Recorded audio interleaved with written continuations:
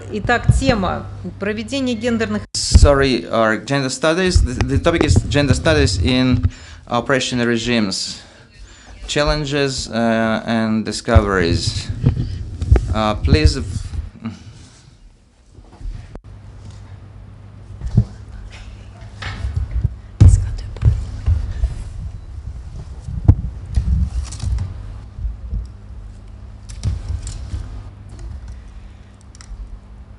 Okay, thank you very much for inviting us, and it's such a privilege to sit in this room and listen to all the wonderful presentations, so thank you.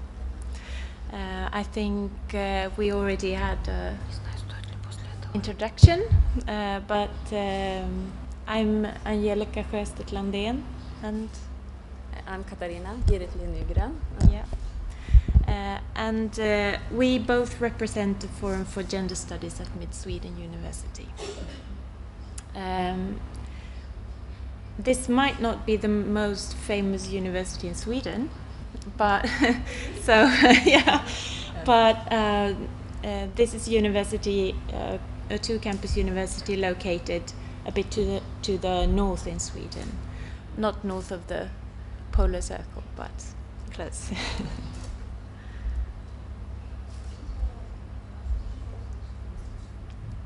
Is it difficult to hear? Okay. Yeah. I'll try to move it a bit closer. All right, yeah. Oh, thanks.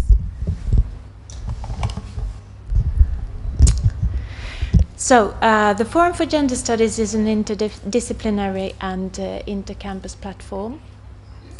It initiates and coordinates gender research at our university. We arrange seminars, international workshops and networks, conferences and so on. And we've been happy to have many of the participants here today to visit as well. We have lots of collaborations going nationally and internationally in the shape of joint research and publications, and applications for research grants and stuff like that. This is also a regional center for knowledge of innovative research of the highest national and international standard, and this is actually our formulation for the goals of the Forum for Gender Studies. We've also been reflecting a lot on this position of a gender studies forum at a university. We've been talking about it as a room of our own, which is also something of an ambivalent space, because a room can be very important, but it can also become quite a closed space. So this is also something that we constantly reflect upon. We'll come back to that.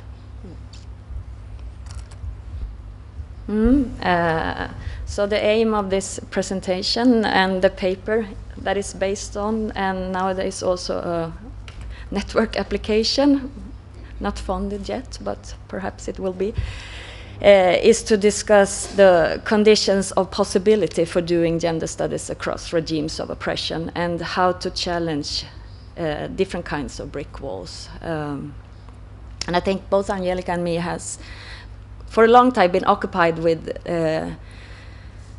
establishing gender studies at our university and struggled to have the gender program and everything. But nowadays we have a lot of reports from our colleagues around the world, particularly Hungary and Turkey, that they have to leave their positions, gender scholars, and their programs are being closed down. So yeah, we are worried, and we believe that the current situation in Europe and elsewhere, with growing conservative and right-wing politics, militarization, nationalism, and growing class inequalities, as well as the suppression of feminist voices and feminist activism and gender studies as such, makes it very important and necessary to mobilize politics of solidarity across different regimes of oppression. And we also think of how to transcend these struggles over national context. So that is, well, I come back to that. So in our research and in the Forum for Gender Studies, we, as Angelika said, think of ourselves as a kind of ambivalent space, because we are quite a homogeneous group within our forum. So we have to find other ways to try to decolonize the knowledge that we produce, and we have some different strategies, and one of the things we have been participating in is the try to challenge the myth of Swedish gender equality, or to deconstruct the Swedish gender equality model, not as a way to abandon or give up gender equality projects, but to show how it has become part of the Swedish self-image as such a part of the nationalist movement as well. And it's a kind of success story that is not unproblematic, and it's naturalizing nationalist, racialized, hetero and cis-normative positions. And we think it's important to raise those issues, and also to deconstruct the relation between gender equality and the nation, because to turn it into a nationalist agenda somehow reduces its global significance. So that's something that we are trying to work on. And we also trying to think of and talk of a plurality of feminism and equalities, and try to reach out outside academia with activist groups to get out of our comfortable room, so to say.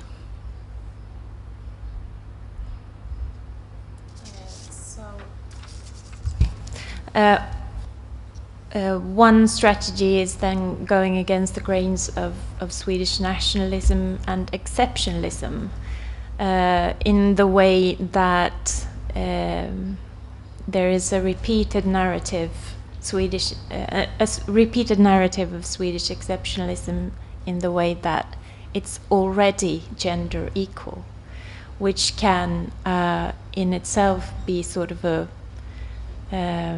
way of hiding inequalities that do persist still.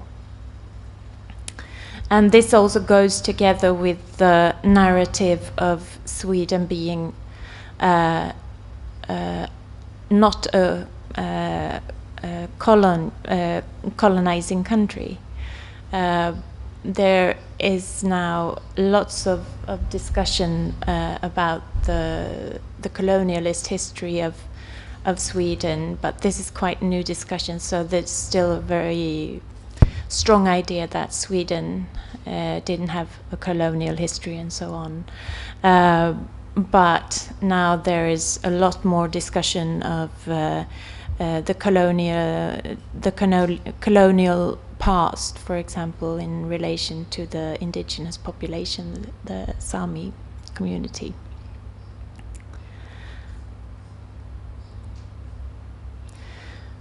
So this means sort of these attempts of decolonizing feminisms is then something that goes over different kinds of borders, or trying to go across different kinds of brick walls, not only what is established national borders. So Claudia, you were talking about talking back and forth and make connections, and what we're trying to do here and what we're trying to develop in the paper as well as the strategies that in our position where we are try to build circles and in that way go against current upsurge of populism and social conservatism as well.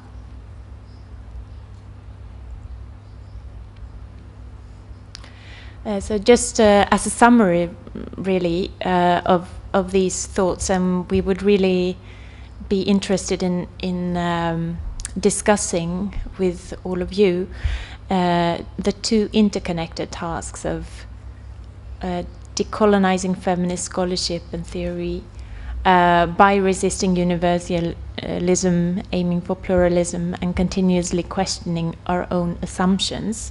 Here we've been really inspired by Chandra Talpait Mohanty that talks about politics of solidarity and feminism across borders. And the second task is also finding ways of sort of exploiting the resources that we have in a way that serves this project of decolonizing feminism and social change. Would you like to add something more?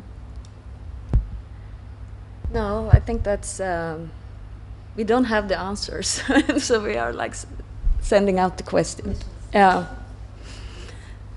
and how we can find strategies to like also share if we have possibilities to distribute knowledge and to question things, we can share with our resources and strategies with each other.